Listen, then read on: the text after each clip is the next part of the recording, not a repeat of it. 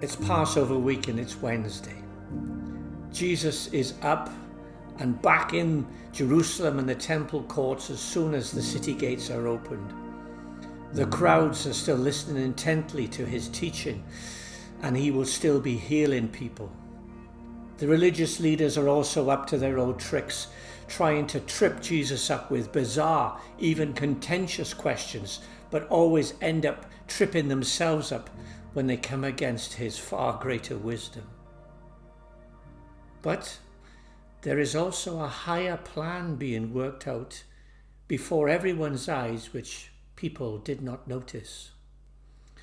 Because according to the Torah, everyone in Jerusalem now in Passover week has already bought, purchased, acquired their Passover lamb ready for the feast on Friday.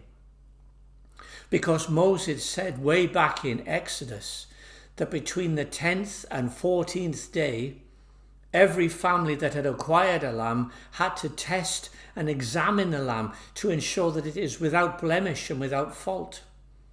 A sick, deformed, or blemished lamb could not be presented at the Passover sacrifice.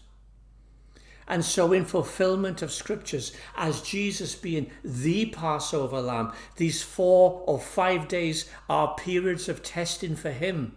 From his entry into Jerusalem, riding that donkey, to his final interrogation by Pilate, Jesus is being tested. Jesus is being tried to see if he is without fault. But Pilate declared, moments before his execution, that he said, I find no fault in this man. He indeed is, was, and forever will be the perfect Lamb of God.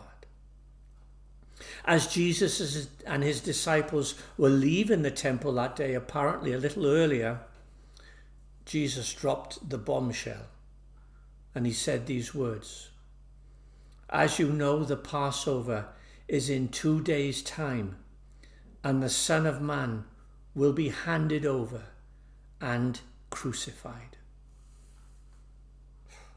How do you respond to that?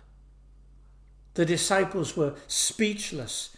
They thought, well, everyone thought, except the power-hungry leaders, that Jesus was the long-awaited Messiah.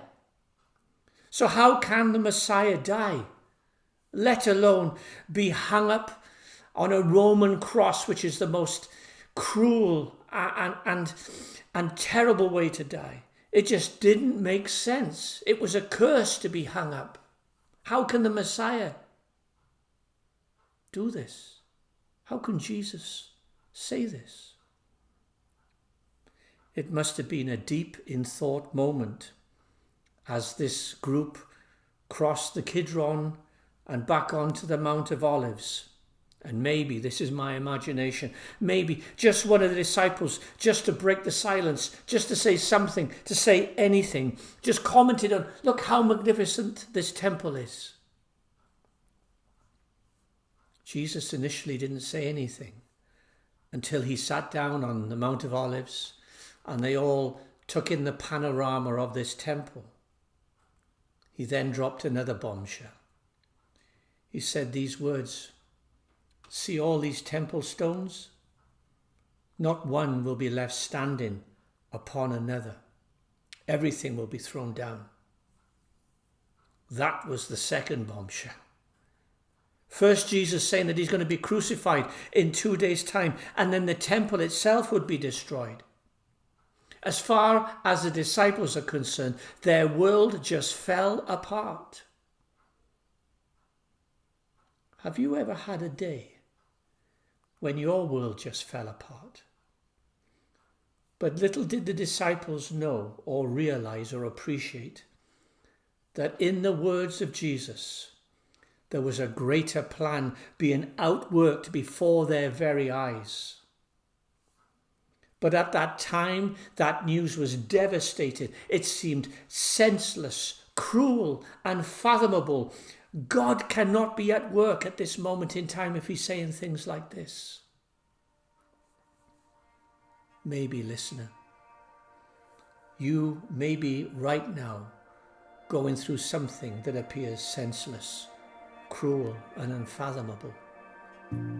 But maybe, just maybe, a greater plan is being worked out in your life right now that only in the future will make perfect sense. But for the disciples, as they sit on the Mount of Olives on this Passover Wednesday, their entire world is now crumbling around them.